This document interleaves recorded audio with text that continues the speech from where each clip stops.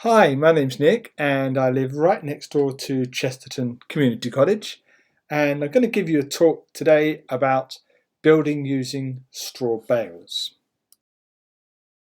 About 20 years ago I built a building at the bottom of my garden, one which you will pass every time you go into the school, and this building is built using 10,000-year-old technology and it's built with straw bales. I have to admit though, the roof is not 10,000-year-old technology, nor is the windows. That's a lot more modern. It's not actually that difficult to build with straw bales. You need some straw bales, of course. You need some stakes to hold the straw bales together, and something structural where you want to put the doors and the windows. To keep it waterproof and protect the whole structure of the building, you need something to render or plaster onto the top, and that needs to be breathable to let the air in and out. So typically lime plaster is used. So if you want to build a house like this, the ingredients are some straw. Now straw, not hay, and I'll talk about that a little bit later.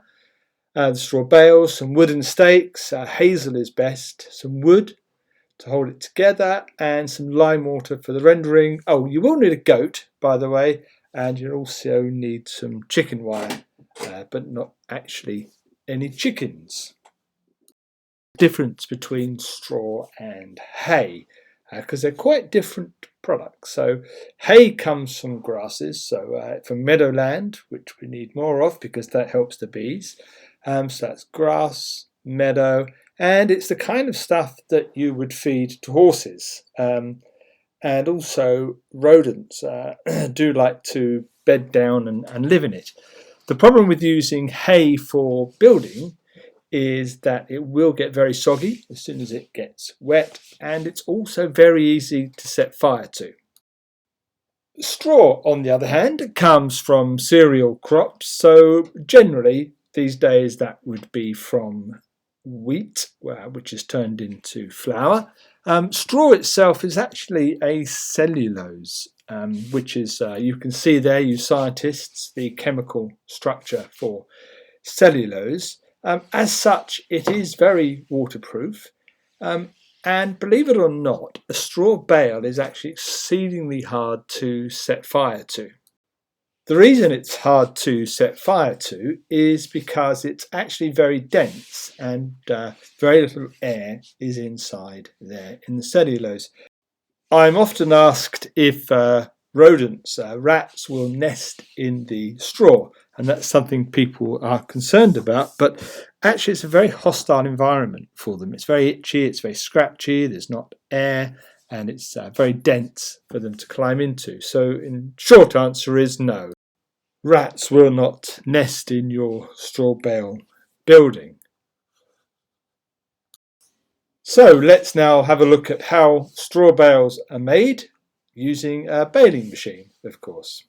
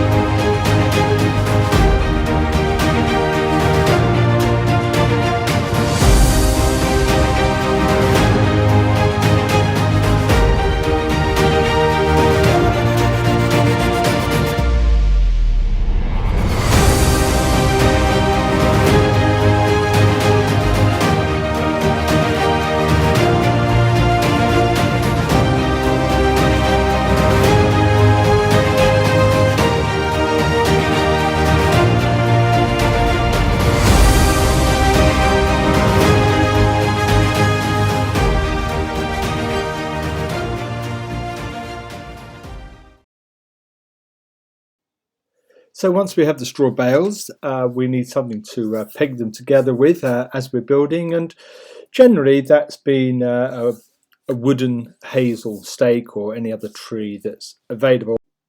For centuries, woods have been managed using a method called coppicing, which involves cutting down the plant in a certain way such that it will grow again, and a new crop of wood can be harvested. That's called coppicing.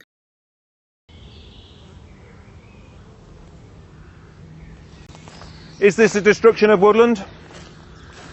Isn't cutting trees down bad? Actually, this is the first stage of a coppice cycle, one of our most sustainable and ancient woodland management techniques. It also creates a diversity of woodland habitats, which supports a huge range of our native plants and animals. Coppicing takes advantage of the natural process by which trees regrow. It involves cutting down a tree to its base and then allowing it to reshoot multiple stems. After 7 to 20 years, depending on the species, the stems can be cut and the cycle restarted. Most of our broadleaf trees, including ash, alder, sweet chestnut and the hazel that we have here, coppice really well. By cutting a different area of your wood every year, you create a cycle of coppice coops. This creates a range of coppice structures and provides a mosaic of habitats for wildlife. When you cut your coppice, the stem should be cut close to the ground. This leaves a stump called a stool. Make sure that your cuts are clean and angle them away from the centre of the stool so that rainwater runs off to the ground. Wood produced from coppice has traditionally been used in fencing and as firewood. You might wish to heat your own home from your wood. Typically, a hectare of woodland managed as coppice could supply enough wood to heat an average house. Coppicing is a highly productive way of harvesting wood products for a variety of uses in a regular and sustainable way.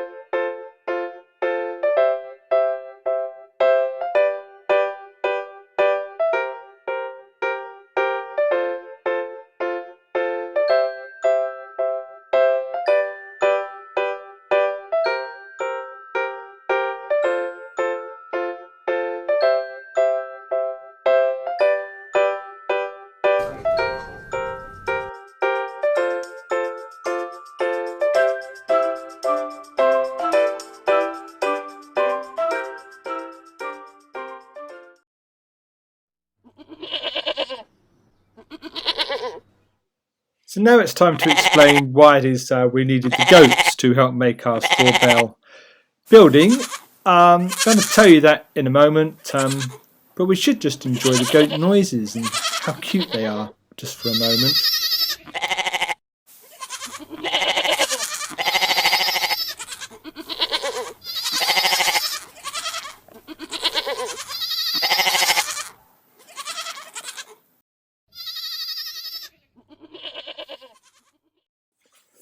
The straw bale buildings are typically rendered or plastered with either clay soil or normally with lime mortar.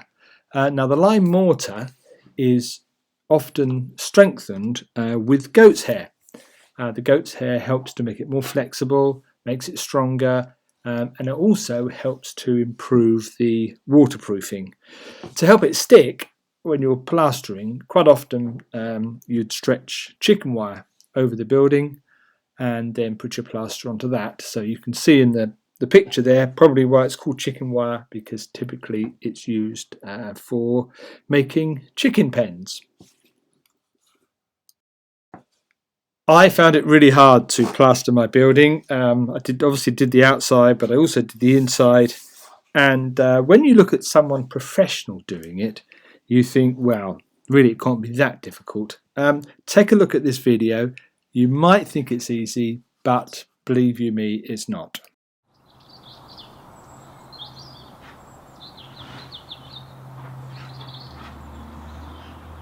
The plaster will put 3 coats on.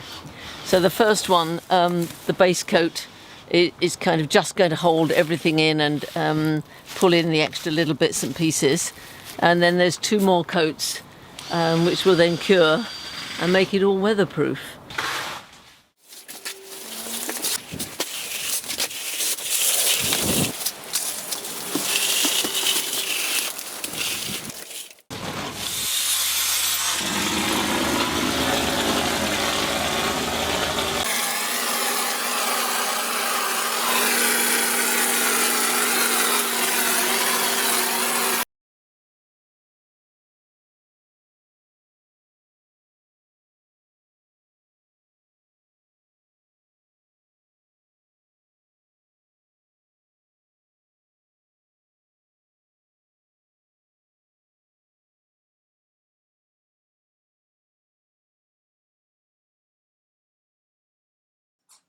So now you know how to build a straw bale building and you know what materials to use.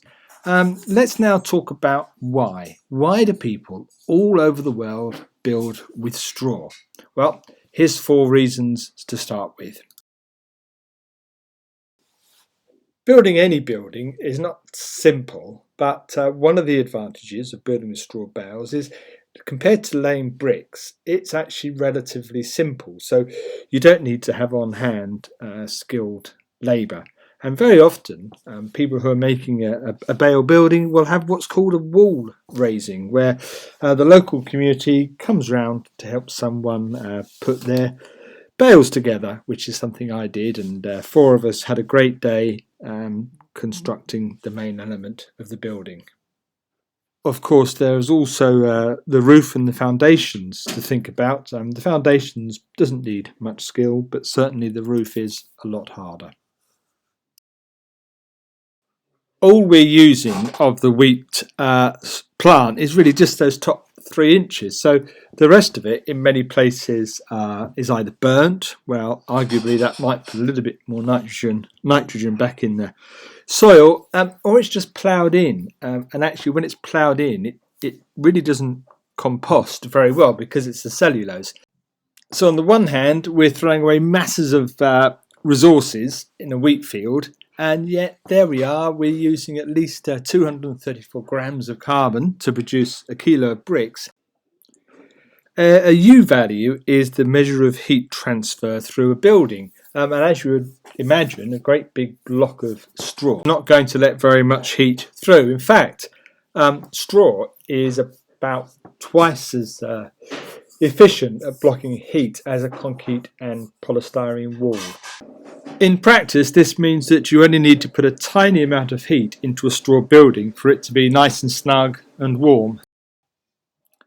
And finally, think that we have just masses of this stuff.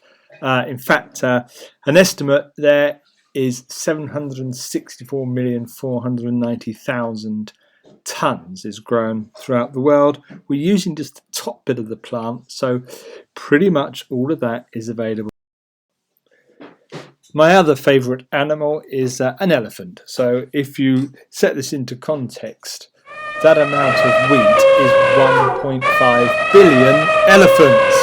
Would you be quiet, please?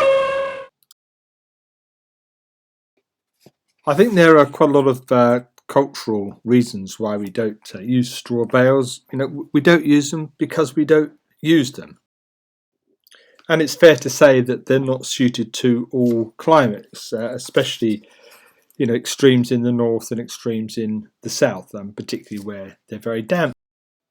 in much of the developed world, one of the reasons they're not used is because the building regulations make it difficult to incorporate straw into any structure. The building regulations are complex enough as they are, so here's an example where a man's just totally fallen asleep while reading them. Have a listen for yourselves. Information about use of fuel and power. 41. This regulation applies where paragraph L1 of Schedule 1 imposes a requirement in relation to building work. 2. The person carrying out the work shall not later than 5 days after the work has been completed provide to the owner sufficient information about the building. The fixed building.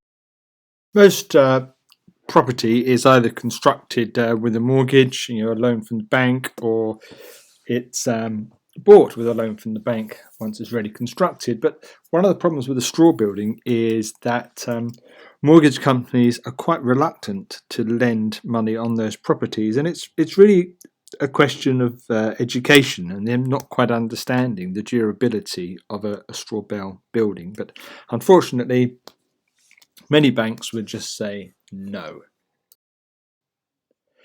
Next up, we have some straw trivia I thought might be of interest to you. So let's start with straw trivia 1. Over the years with selective breeding, we've been able to create larger and larger straws. So if you wanted to age a building, you can do so by looking at the size of the straw that's been used. Certainly in the last 100 years, there's been something like a 3-fold increase in the size of the actual straw itself. So you start to look at a building that's a couple of 100 years old, or a wall that's been constructed with mud and straw, you'll see really, really thin strands. So a bit more straw trivia. If you Google wheat field images, you do actually get a Boris Johnson crop up as well as a wheat field. I'm hoping you can tell the difference. And you'll probably remember that Theresa May, former Prime Minister, told us that the naughtiest thing she'd ever done was to run through a wheat field. So let me give you a warning for what's coming up next. It's not for the squeamish. So if you're squeamish, look away for the next 15 seconds or so. The lime that's used in the lime render to cover straw buildings is extremely alkaline. In fact, lime was used during the plague. Rather than waste time and energy digging graves for everybody, the bodies were trucked in together with lime on top, because that increased the speed at which they would decompose. So if you are ever going to use lime, wear gloves and treat it with respect. So there's just time left to show you some great examples of some straw bale buildings and give you a tour of my building.